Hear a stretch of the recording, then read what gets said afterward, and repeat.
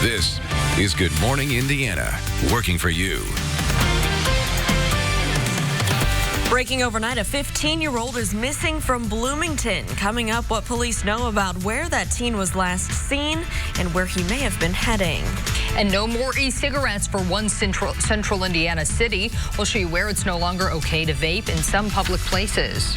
Saving lives for a living. Today in Hiring Hoosiers, we'll show you a program that's helping young people find their path towards a career as a first responder.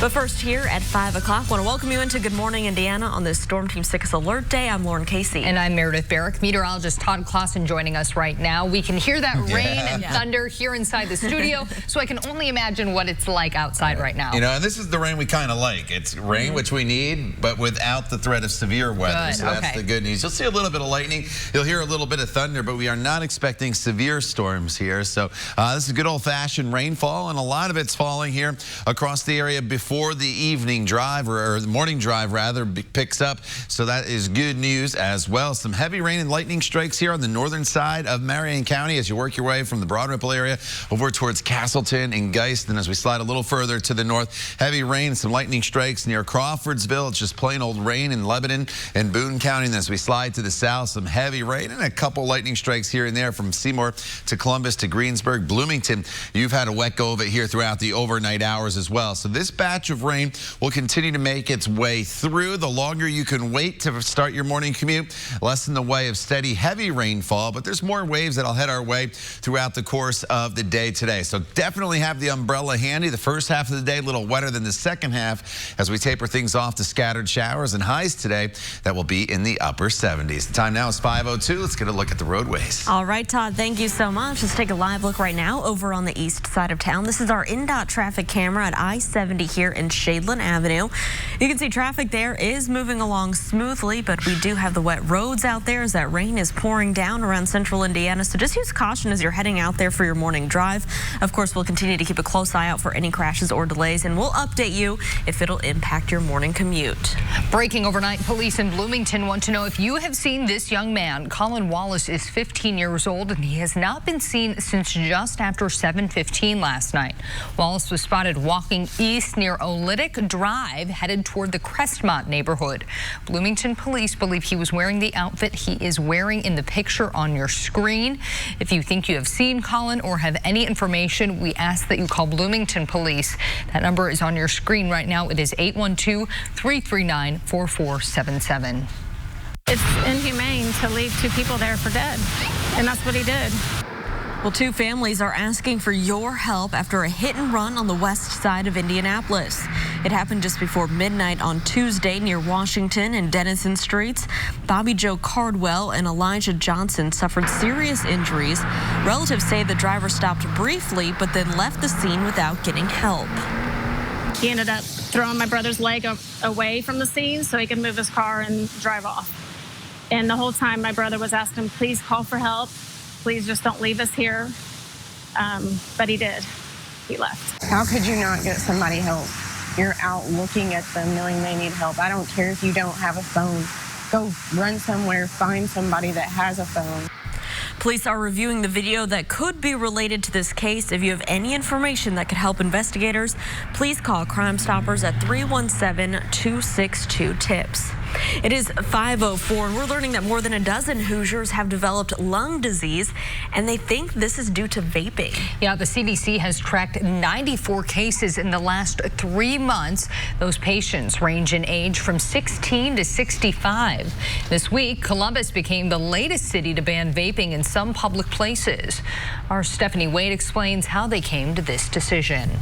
Soon, people will not be allowed to vape in all businesses, including bars and clubs in Columbus. A city councilor tells me they did this to deter young people from using e-cigarettes. My kids vape. I don't agree with it. And I also have a 4-year-old that has allergies, so he should be able to freely go into a restaurant and eat like everyone else without having to deal with secondhand smoke and vaping. We are seeing more and more people vaping or using e-cigarettes than ever before. Hearing of the health risks impacting brain development for children, the city of Columbus decided to take action. Now, no one can vape inside any business, much like they're not allowed to smoke cigarettes either. The studies and all the research has come back down on how unhealthy it is. We felt like it was prudent for us to step out and say we believe it could be, and because of that, we want to protect our citizens and offer them a healthy environment. As the law is currently written, though, this would include inside vape shops as well. Shop owners say it would impact how people test out products before purchasing. Now, council has 60 days to decide whether they want to exempt vape shops from this ban. Working for you in Columbus, Stephanie Wade, RTV6. Stephanie, thank you. The state health department says anybody who has used e-cigarettes in the past 90 days and experiences any symptoms like shortness of breath, coughing, chest pain, fever, weight loss, diarrhea, nausea, and abdominal pain should immediately call a doctor. At 5:06, the Archdiocese of Indianapolis wants a judge to dismiss a lawsuit that was filed by a former teacher. Joshua Payne Elliott is suing the church after he was fired from Cathedral High School because he was married to a man. The Archdiocese claims the lawsuit violates the First Amendment protection of separation of church and state. Payne Elliott claims the Archdiocese illegally interfered with his contract with Cathedral. The Archdiocese says it was not responsible for his firing, but instead asked Cathedral if it planned to uphold the contract language that disapproves of same-sex marriage. The Department of Labor typically revises jobs numbers after an initial unemployment report, but a new revision is so large it's raising more fears that the economy could be weakening. The Labor Department says the U.S. economy created 500,000 jobs fewer between April of last year and March of this year than previously reported. That is the largest downward revision in a decade. Hiring was weaker than the Trump administration previously claimed in several industries, including retail, restaurants, and hotels. Hiring Hoosiers now, and we know firefighters risk their lives every single day just to help people in the community like you and I, Lauren. Yeah, we're very appreciative of their work, and we know that now students are working to step into those shoes and fill those roles. And this morning, our own Aaron Lish joins us live with a program that's helping to get students ready from classroom to career. Aaron, good morning. Good morning. So over at Central 9 in Greenwood, they are doing a 2-year program where eventually they will be able to land a job at a fire department and help out those people throughout Indiana. So the very first year is the fire and rescue portion of it through that training. And then the second year, they focus on EMT, which is an actual new part of this entire program. Students are given firefighter gear, work on a real fire engine, and they perform the rescue task you'll see on a fire ground. They climb ladders, they go into mock burning buildings, and plenty of that physical training. They do get dual credits, and if they pass the test, they can get state fire certifications and hazmat certifications along with CPR and first aid. That following year, they can take the EMT class and get those certifications as well. Students say this is preparing them for a career, all while working towards their high school diploma. Yeah, when I graduate, I'll have all my certifications to be a firefighter. I'll have, if I pass the test, I'll have my EMT. And then I can get hired on hospitals to be an EMT, and then right when I'm 21, I can apply to be on fire departments. Instructors say along with that physical aspect of the program, they also work on the mental side, so they know students can handle this line of work. And when those instructors aren't on campus, they're back at their jobs at the fire departments because they are real firefighters and they're from all different stations across the area here. So it really gives those students different aspects of learning based on where those firefighters are stationed. We're going to have a little bit more from those students in the next half hour. Back to you in the studio. All right, Aaron, thank you so much. The time right now is 5:09, and new this morning, overnight work happening on a brand new Monon Trail bridge span. The section of bridge was installed this morning over State Road 32 in Westfield. The road was shut down for a while 2 cranes lifted the bridge pieces weighing 128,000 pounds into place.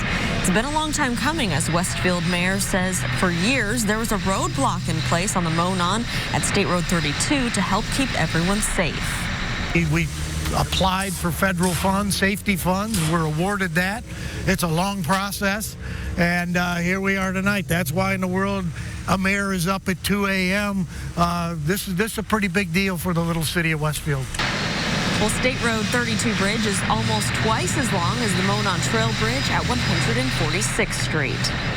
All right, it is a Storm Team 6 alert day. We want to check in with Todd. We can hear the rain. We can hear the thunder. Todd, what's going on out there? Yeah, we have a lot of rain making its way through the area. Nothing severe, so you may hear the thunder. You may see the lightning if you look out your window, but none of this is severe. That is the good news, but it is a Storm Team 6 alert day because this will impact your morning commute. So this morning we deal with the steadiest of the rainfall. By this afternoon, we're started tapering things off to some spotty showers and storms, and that's the way it remains for the evening. So our rain chances will decrease as the day goes on, but nonetheless, it's a very, very wet start to the day, especially if you're walking out the door within the next few minutes.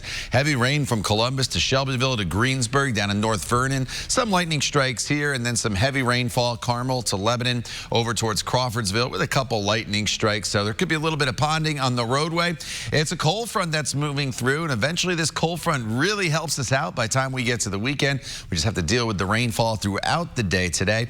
More on the showers and storms coming up in Maine weather in just a few minutes. All right, Todd, thank you so much. Coming up next on Good Morning Indiana, the president accused again of anti-Semitism. What led to the latest charge and how the president is not backing down from the comments. Would you pay a toll to avoid heavy traffic? Up next, one candidate for mayor floats the idea of a toll road, as well as a way to use money from those tolls. That's coming up.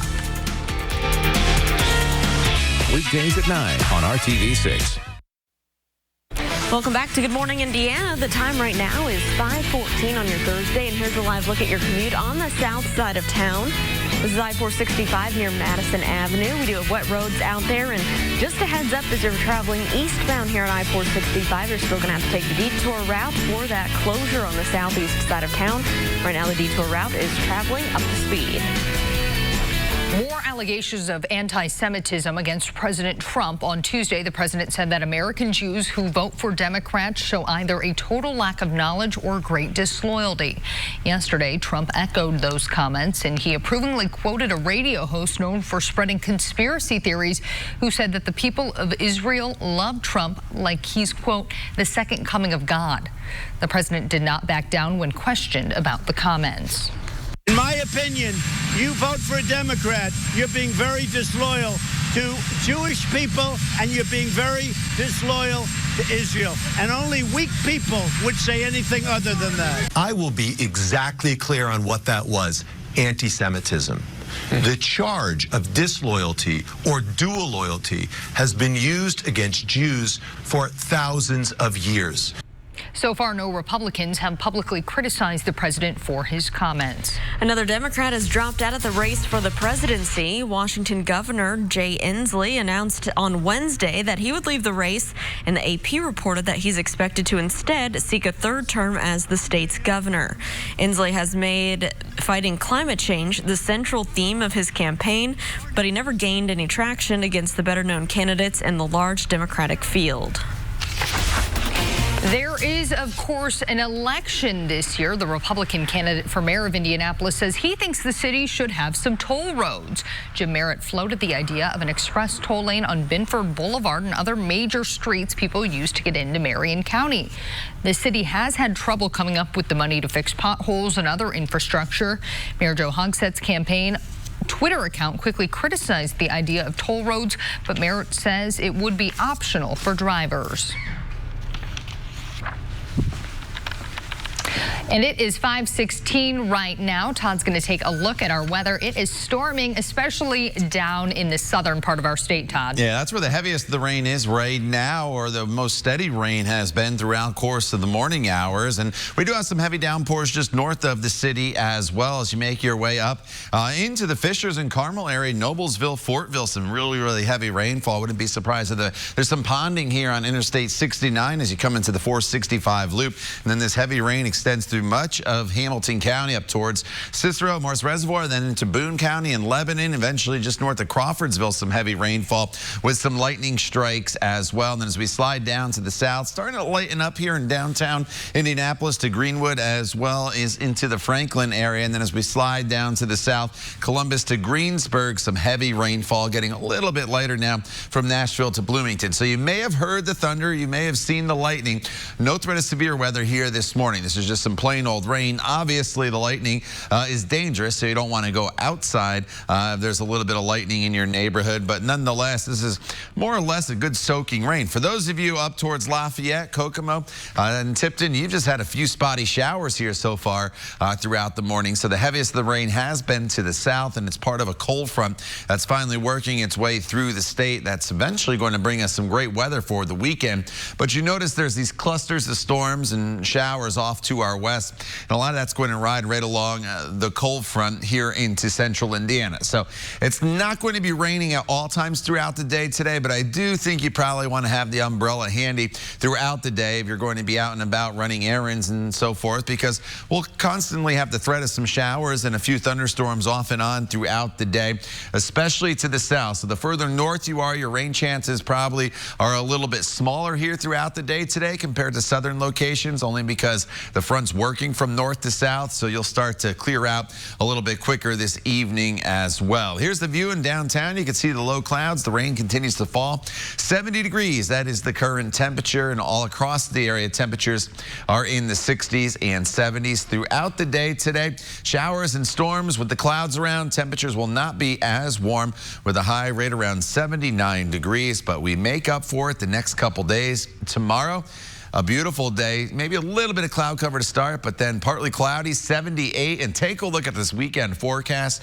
You're really going to like it. Saturday and Sunday, lots of sunshine, highs in the upper 70s. Both Saturday and Sunday morning, temperatures will be starting off in the 50s. All right, Todd, thank you so much. We're keeping a close eye on traffic this morning here, and this is a live look from our INDOT traffic camera at I-465 and US 36. It's Pendleton Pike here on the northeast side of town. You can see Pendleton Pike is moving along smoothly, and on the left side of your screen, that's the interstate. You can see traffic there is traveling up to speed. We do have wet roads out there, though, this morning, so use extra caution as you're heading to work or school. Let's take a look right now at our map. The good news right now, no crashes around the metro area to slow you down. Let's take a look over here at drive times. Heading in from the east side on westbound I-70, a 10-minute drive from Post Road to I-65 at the North Split, no issues there. And then over on the west side, as you're traveling through Brownsburg from State Road 267 to I-465 ramps, it's a quick 7-minute commute, so no delays for drivers on the west side.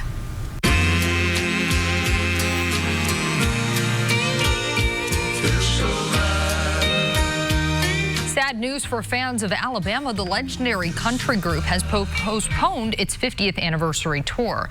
Lead singer Randy Owens says he's been experiencing cluster headaches and bouts of vertigo. He says his doctor advised him to stop touring for now. Alabama had been scheduled to play Bankers Life Fieldhouse on November 9th.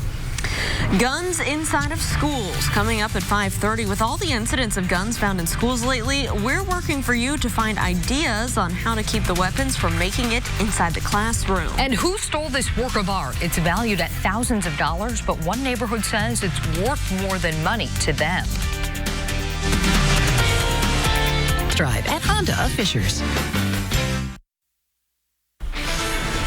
Welcome back to Good Morning Indiana. Time right now is 5:24. We're keeping a close eye on traffic this morning as it's picking up. We have the rain coming down. This is I-465 and I-74 over on the west side. You can see traffic there is moving along just fine at this early hour. We'll keep an eye out for any delays and keep you updated.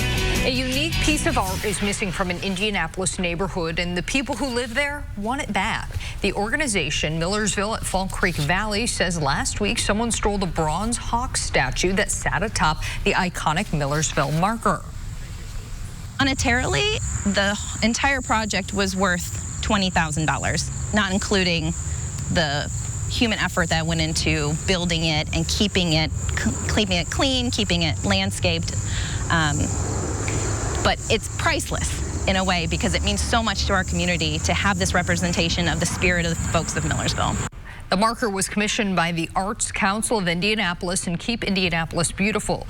If you have any information that could lead to the statue, go to the RTV6 app and click on this story for contact information.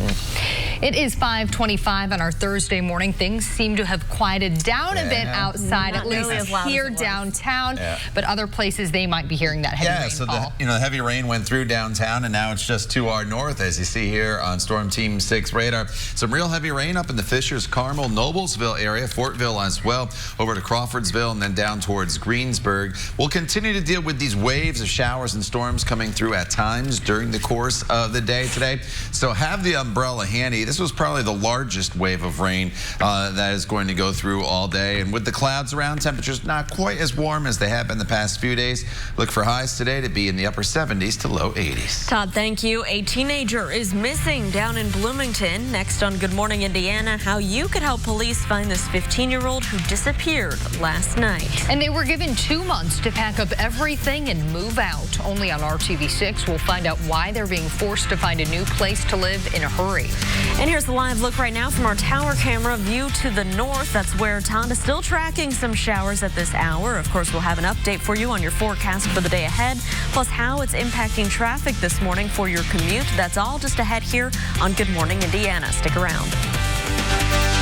Only on RTV6 News. This is Good Morning Indiana, working for you. Have you seen this missing teenager this morning? Why Bloomington police believe that he could be in extreme danger. And dozens of people who live in a Southwest Side neighborhood told they need to pack up and get out. Only on RTV6, why they were given just 60-day notice to literally move their homes. But first, it is a Storm Team 6 alert day here on your Thursday. Thanks for joining us. I'm Lauren Casey. And I'm Meredith Barrick. Meteorologist Todd Clausen is standing by this morning, and that is because it is raining in a lot of places across central Indiana right now. Yeah, where it is raining, it's coming down quite heavy, especially to the north of Indianapolis. Now, we had the heavy band go through downtown, maybe about 25, 30 minutes ago, and you can see that heavy band, or the leading edge of it now, is just getting ready to push into the Newcastle area. A few lightning strikes there in southern Henry County as well. There's a really, really heavy rainfall from Fortville over towards the Pendleton area. Noblesville, some heavy rain. Carmel as well. And as we slide westward, the heavy rain extends through Lebanon, all across I-65, and eventually all the way into the Crawfordsville area. So the heavy rain is to the north right now, kind of lightening up a little bit in Bloomington as well as Nashville, coming to an end in Columbus, but Greensburg, some steady rain continues to fall. So it's all part of a cold front that is working its way through the area. There'll be waves of rain here off and on throughout the day today, so have the umbrella handy. You may have a thunderstorm or two, but we are not expecting severe weather with temperatures today that'll be in the 70s. The time now is 5:31. Let's get another update with the roads with Lauren.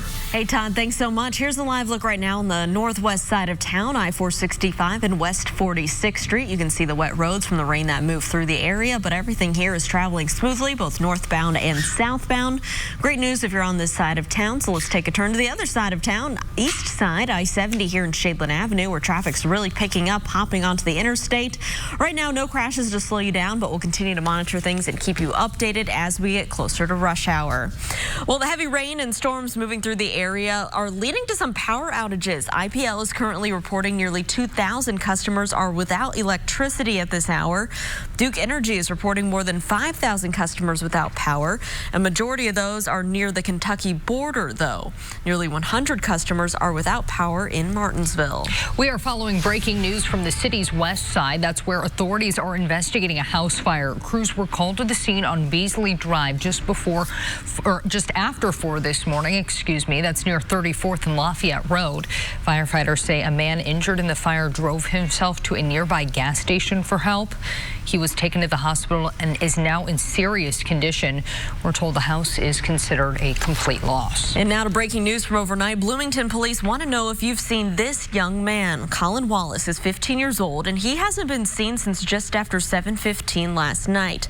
Wallace was spotted walking east near Olytic Drive, heading towards the Crestmont neighborhood. Bloomington police believe he was wearing the outfit that he's wearing in the picture on your screen, so come take a look at that. If you think that you've seen Colin, or if you have any information, you need to call police. Only on RTV6, dozens of people now facing a tough task after they were told they have less than 2 months to move out of their homes on the southwest side of Indianapolis. This is all taking place at the I-70 Mobile Home Park. And all these residents, well, they reached out to us here at RTV6 to help them get answers. According to a paper delivered to residents, the park's owner is shutting down operations as an alternative to fixing $100,000 in water pipe problems. Now, residents who own their homes are scrambling, trying to figure out how to move an entire building from land owned by someone else. If you can imagine taking your home and picking it up and moving it somewhere else, it's not something you do overnight. You know, they're evicting us and saying that we have to be out in 60 days. It's not like living in an apartment and you're going to move your trailer or you're going to pack up your stuff and get out of the apartment and get another one. It's not that way. The brother of the woman listed as the park's owner told RTV6 the cost to repair the water pipes is just too high and residents will have to find a new place to live. Among the other major concerns from residents is what happens to their contracts allowing them to live in the park, including some who have paid in advance. Others showed us paperwork saying their homes cannot physically be moved.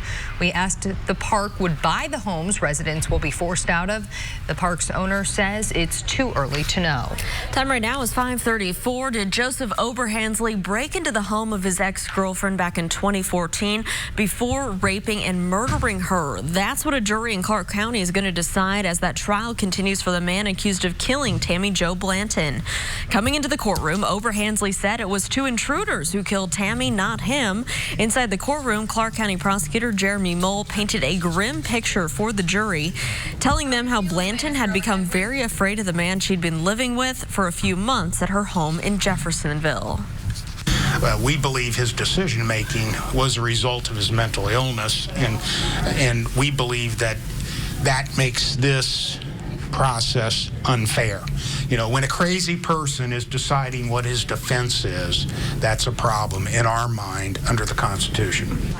Well, the judge told the jurors they'll need to listen to the evidence over the coming days and decide if Oberhansley is guilty of burglary, rape, and murder beyond a reasonable doubt.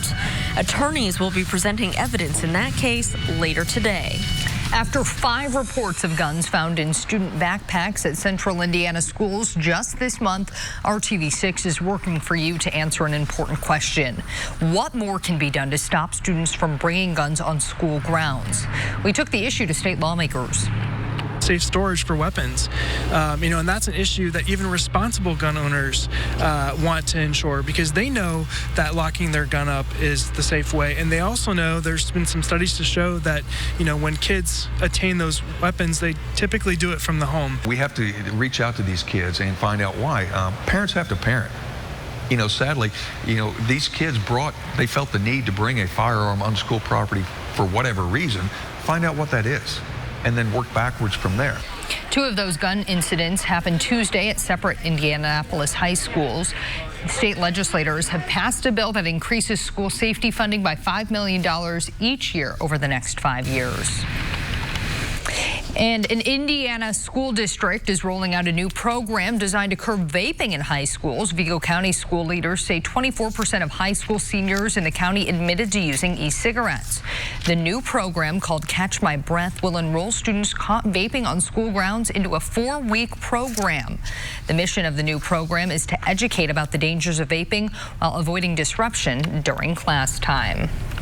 When the alarm goes off for a house fire, first responders jump into action and help whoever may be in danger. Yeah, and a lot of students obviously admire the work that those first responders do, and so they want to get in on the action.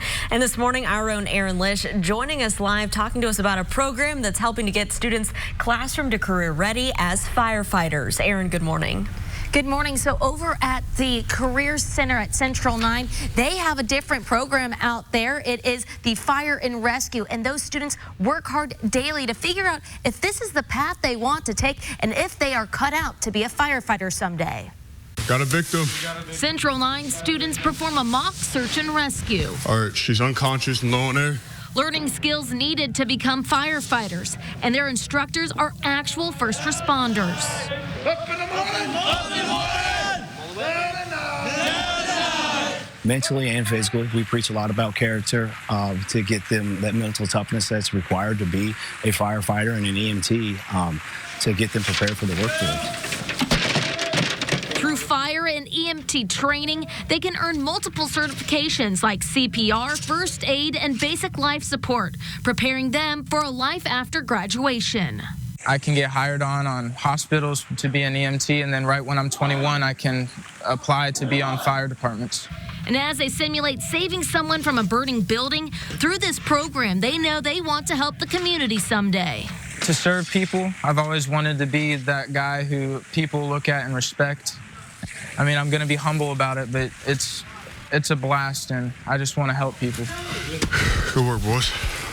So this is a really unique opportunity here. We were talking about those instructors being actual firefighters. They are from different areas around here. So it's pretty neat to see how these students can gain knowledge based on those firefighters and where they work and how those different stations operate. We're going to have a little bit more from them in the next half hour. Back to you in the studio. Aaron, thank you so much. Time right now is 5:39. A mailing, a phone call, or a visit about a survey. It's easy to believe that's a scam, but Call 6 Investigates has learned that this one may be legitimate. The American Community Survey is a real survey conducted annually by the United States Census Bureau. Consumers in Indiana are randomly chosen for this survey. Typically, you'll get a letter in the mail asking you to do the survey, and if you don't mail it in, the census may call you. If your household has been contacted to complete the American Community Survey and you'd like to verify that the survey is legitimate, you can always call toll-free 1-800-354-7271. On the Democracy 2020 front, an Indiana state senator says that she's running for attorney general. Karen Talian is a Democrat from Ogden Dunes in northwest Indiana. She served in the state Senate since 2005. With Republicans holding the key offices in state government, she says she's running to, quote, restore checks and balances to the state house and to be a voice for all who live here, end quote. Now, current AG Curtis Hill has not officially announced his re-election plans, but the Republicans sent out an email last month with fundraising totals. Republican Indianapolis attorney John Westerkamp has formally announced his campaign to unseat Hill. Voters will soon cast their ballots for mayor of Indianapolis and city county council. Working for you, RTV6 spent time at campaign offices for both major parties and mayoral candidates. Volunteers are making calls and knocking on doors in an effort to increase support. While they may not agree on the issues, campaign workers on both sides of the aisle say local politics and civic engagement are important. Is if you're working for a presidential campaign or state-wide campaign, you can only do so much, but if it's a local district and there's 1,000 voters, you can talk to 500, voters or plus. So you can really have a true impact. Everybody can make a difference in any way. So whether it's volunteering on the political side or at the neighborhood level or just sort of paying attention to local issues, it will make the difference in the long run. There are municipal elections all over the state on Election Day, November 5th. It is 5:41 and time to check in with Todd to look at our forecast. And it's a wet start to our day, and that's why it's a Storm Team 6 alert day. You'll need to grab the umbrella as you walk out the door and prepare yourself for what will be a wet commute for many of you here across the area. So our rain chances are highest throughout the morning hours, and then you notice once we get into the evening hours, rain chances will start to decrease. So yes, the rain chances decrease, and it's not raining all day, but again, there will be that chance throughout the entire day, so you want to have that umbrella handy. Heavy rainfall this morning pushing into Anderson as well as Alexandria, Newcastle, a few lightning strikes for you. None of this is severe. That's the good news. Noblesville all the way back to Crawfordsville to Frankfort up towards Lafayette. Some really heavy rainfall. Getting a little bit lighter here down to the south. Some showers in Nashville and Columbus. More of a steady rain in Greensburg. So this rain, it comes at us in waves. It's a cold front moving through. This wave is moving through. We're going to get a little bit of a break here throughout the peak hours of the morning rush before more rain moves in later on today. We'll talk more about this rain and also a really nice forecast for the weekend coming up in Maine weather in just a few minutes. We like the sound of that, Todd. Thank you. Chaos surrounding President Donald Trump could prompt 2 Republicans to jump into the presidential race. His latest remarks on birthright citizenship, American Jews, and Denmark when we get back. And here's a live look right now in the downtown area, I-65 and I-70 at the South Split. You can see we have semis there pulled over into the shoulder, but traffic is still getting by okay. And a heads up, we just got word of a crash on the northwest side of town, closing northbound I-65 near 56th Street. We'll have all the details on that coming back after the break. Stay with us. Hear how Prolia can help strengthen your bones. President Trump not shying away from a number of controversial topics that he has recently flipped back and forth on. Mixed messages, confusion, and what some call chaos at the White House.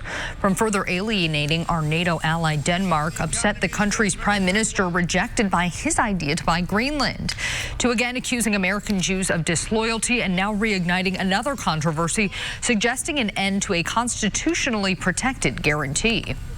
You're being very disloyal to Jewish people, and you're being very disloyal to Israel. Birthright citizenship, where you have a baby in our land, you walk over the border, have a baby. Congratulations, the baby's now a U.S. citizen.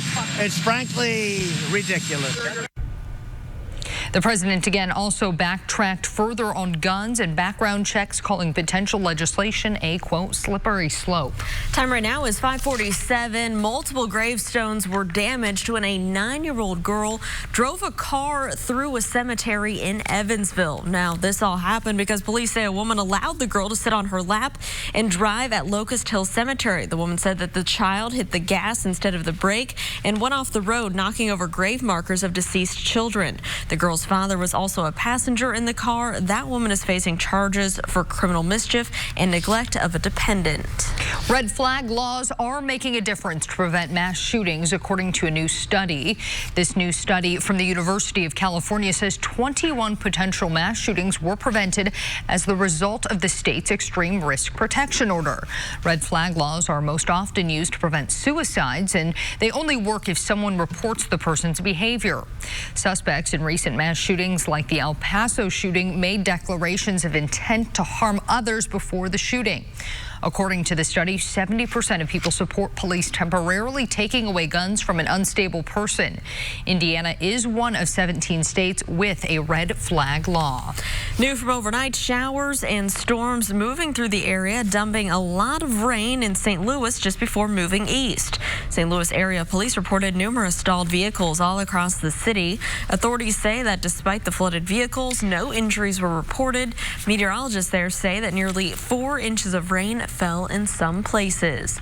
And this morning, Todd, we heard some heavy rain move over the studio here in downtown Indianapolis. Not nearly that much rain, but what can we expect out there as we're heading out the door? You know, we're not going to pick up a lot of flooding. There could be some localized flooding and some ponding on the roadways, but we're not going to see any widespread flooding with the rain that we are seeing. But it is an alert day. As you mentioned, Lauren talked about the thunderstorms, and there's several waves of rain that'll be making their way through the area during the course of the day today. And some thunderstorms both this morning and this afternoon, but they should be non-severe, and it's part of a cold front that is working its way through, and it's that cold front that's going to break us from the heat and humidity that we've been seeing and usher in a really, really nice air mass as we get into the weekend. But here's where we stand right now on Storm Team 6 radar.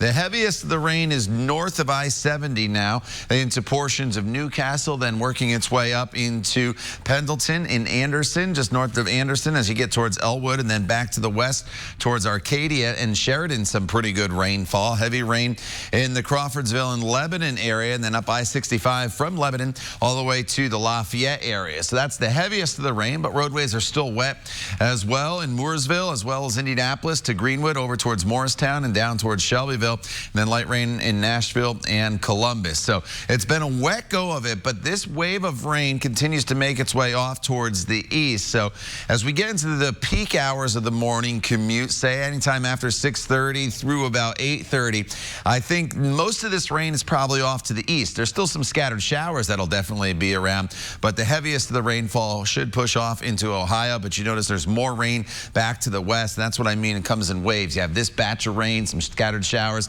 another batch of rain near St. Louis, and more off to the west. So it's just going to be one of those days where you want to have the umbrella handy. You're not going to need it at all times as the rain moves through. And then this afternoon, a few thunderstorms will be possible. Again, not expecting any severe weather or any widespread severe weather. Can I rule out a random thunderstorm warning to the south? And probably not completely. But again, nothing widespread for us. And then it's really not until this evening, though, that the rain comes completely out of the forecast. Here's the view in downtown with the wet roadways. 72 in Columbus, 75 in Muncie, 69 in Bloomington. Highs today will be going into the upper 70s to low 80s with the clouds and the showers that we will have around throughout the day. But tomorrow, we start to make up for it. Temperatures in the upper 70s. We get the sunshine back. The humidity comes way down as well. And then look at this weekend. Start making your plans now. Saturday, mostly sunny, 77. Should be beautiful. Sunday, 79 degrees. But look at these low temperatures both Saturday and Sunday morning. We're going to be in the upper 50s. It's going to be a cool start, almost a fall-like feel. As far as the temperatures next week, we get back to normal with highs in the low to mid 80s Monday, Tuesday, and Wednesday. Lauren. All right, Todd, thank you so much. We are monitoring a traffic alert here for drivers on the northwest side of town. A crash in the area north of 38th Street, closing all lanes of northbound I-65.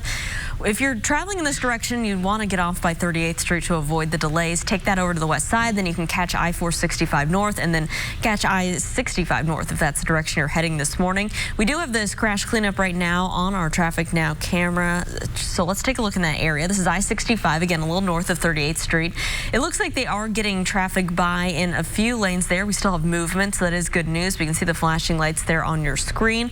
Of course, we'll continue to monitor this and keep you updated, but get off at 38th Street if you want to avoid this backup. And Lauren, it is a good morning to have the Storm Shield app handy. Don't forget you can zoom right down to your neighborhood to see when the rain will move out of your area. And the best part, the app is free. So download it right now. We'll be right back. Drive at Honda of Fishers.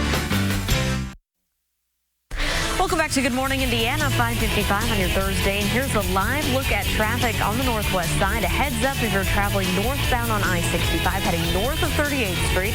We do have a crash cleanup in that area. The good news, though, is we have movement, so it looks like things are opening back up in this area. If you want to avoid this, just get off at 38th Street. But I think within the next few minutes, this is really going to pick back up. Of course, we'll continue to keep a close eye on this spot and keep you updated. The Pittsburgh Pirates hosted survivors of the Tree of Life Synagogue mass shooting for a day at the ballpark yesterday. 11 people were killed and 7 were hurt in the tragedy in October of last year. The survivors got to throw out the first pitch and get autographs from players. They also wore Stronger Than Hate t-shirts for the event. A bittersweet moment, I'm sure, for a lot of them. We want to take a turn now, though, at 5:56, and it's raining cats and dogs out there. There's no other way to describe it. Oh, yeah, and I'm not hearing it outside here anymore, but Todd, a lot of people who are watching right now are probably still hearing that rain. Yeah, so the worst of the rain, or the heaviest of the rain, I guess I should say, is through downtown Indianapolis, now pushing into northern locations and then off towards the south and east. Here's the heavy rain, though, from Frankfort to Lebanon right now, Noblesville over towards Anderson. We kind of lost a lot of the lightning strikes, so this is turning into just a plain old rain event in many locations, and this continues to push off towards the east. So if you could just give it another half hour or so, most of this rain should be off into Ohio, so your commute may be a little bit easier, but there's more scattered showers and storms off and on throughout the day, so have the umbrella handy. The good news is most of these storms throughout the day should be non-severe with a high temperature of 79. Todd, thank you. 2 people are hurt after a hit and run on the west side of Indianapolis. Coming up at 6, how their relatives are hoping you can help find the driver responsible. Plus, a close call at a Florida amusement park. A cord on the slingshot ride snapping just moments before it was set to launch.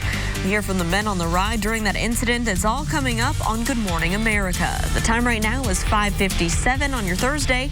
Stay with us. We'll be right back after the break.